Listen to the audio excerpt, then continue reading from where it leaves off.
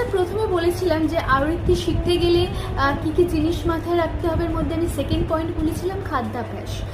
প্রথমেই বলি, যারা গান শেখো বা যারা আবৃত্তি শেখো, প্রথমেই একটা জিনিস তোমাদের মাথায় ঢুকিয়ে নিতে হবে, তোমরা ছোটোবেলা থেকেই চিনি জাতীয় জিনিস, চিনিটা একদম বর্জন করতে হবে।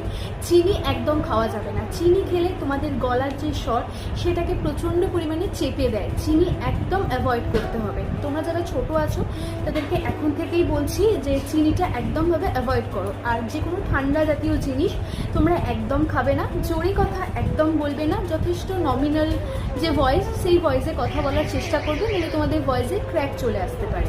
আরেকটা যেটা খাবার, সেটা হচ্ছে তৈলাক্ত জাতীয় খাবার, তেল জাতীয় খাবার, সেটা তোমরা একদমই অ্যাভয়েড করবে। কারণ তেল জাতীয় খাবার তোমরা যখনই খাবে তখনই তোমাদের অ্যাসিডিটি হওয়ার চান্সেস খুব বেশি থাকে। অ্যাসিডিটি হলে তোমাদের গলা কিন্তু প্রচণ্ড পরিমাণে চোখড হয়, প্রচণ্ড পরিমাণে চোখড হওয়ার চান্সেস থাকে। তো সেই জন্যই বলবো, যারা গান শেখো বা যারা আবৃত্তি শেখো, তারা সন্ধ্যে 7টার মধ্যে রাতে ডিনারটা কমপ্লিট করে নেওয়ার চেষ্টা করো।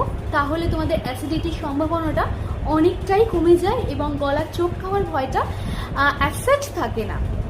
আমি চেষ্টা করব আমি পরে আরেকটা ভিডিও দেওয়ার, সেই ভিডিওতে আমি কীরকমভাবে ভোকাল ট্রেনিং দিয়ে থাকি, কি কি গলার স্বর তৈরি করতে গেলে কি কি এক্সারসাইজ প্রয়োজন, কিভাবে ব্রিদিং এক্সারসাইজ করি, তার ছোট্ট কিছু নমুনা আপনাদের সাথে শেয়ার করার আমার ইচ্ছা রইল। নেক্সট যখন ভিডিওটা বানাবো তখন অবশ্যই এটার ওপর একটা ভিডিও থাকবে।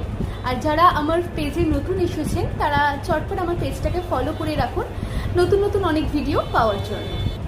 তা আমার ভিডিও তোমাদের কেমন লাগলো অবশ্যই আমাকে কমেন্ট করে জানিও। তো অনেকটা চেষ্টা করেছি, যারা প্রশ্ন করেছো তো অনেকটা চেষ্টা করেছি যে ডাউটটা ক্লিয়ার করার। যদি এখনও কারোর প্রশ্ন থাকে তাহলে অবশ্যই আমাকে মেসেজ করো, আমি পার্সোনালি মেসেজে তোমাদেরকে সমস্ত ডাউট ক্লিয়ার করে দেবো। তাহলে আজকের মতো টাটা, গুড নাইট।